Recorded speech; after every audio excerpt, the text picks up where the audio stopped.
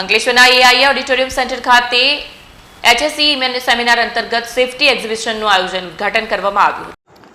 Ankleshwar industries association, પર્યાવરણ સંરક્ષણ society અને ડીપીએમસી ફાયર વિભાગના સંયુક્ત ઉપક્રમે અંકલેશ્વરના એઆઈ ઓડિટોરિયમ સેન્ટર ખાતે HSE સેમિનાર અંતર્ગત આમંત્રિત મહેમાનોના હસ્તે રિબિન કટિંગ અને દીપ પ્રાગટ્ય થકી સેફટી એક્ઝિબિશનનું ઉદ્ઘાટન કરવામાં આવ્યું, જેમાં કંપનીમાં સેફટી સાધનોનું શું જરૂરિયાત હોય છે અને શું ઉપયોગમાં લેવાના હોય છે તે સાધનોના સ્ટોર ઊભા કરવામાં આવ્યા અને જરૂરી સેફટી અંગે માર્ગદર્શન આપવામાં આવ્યું.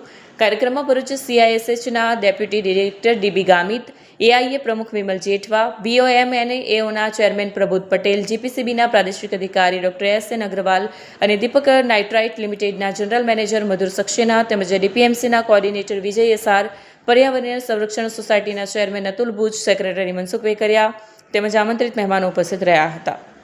વિડીયો જર્નાલિસ્ટ ઇમ્તિયાઝ પઠાણ સાથે સત્યા TV ન્યૂઝ અંકલેશ્વર. સૌને નમસ્કાર. આજરોજ અંકલેશ્વર ઇન્ડસ્ટ્રીઝ એસોસિએશન દ્વારા અને એન્વાયરમેન્ટ સોસાયટી અને ડીપીએમસી દ્વારા HSE 2026 નો કાર્યક્રમ રાખેલ છે. તેમાં સેફટી અંગે કંપનીમાં શું જરૂરિયાત હોય અને શું કરવાનું થાય છે એની બધી સ્ટોલ રાખવામાં આવેલ છે. તેનું આજે ઇનોગ્રેશન થયું છે. તેનું આપના માધ્યમથી જણાવું છું કે એનો મહત્તમ લાભ કંપનીના ઉદ્યોગપતિઓ અને કામદારો લે એવી મારી નમ્ર વિનંતી છે.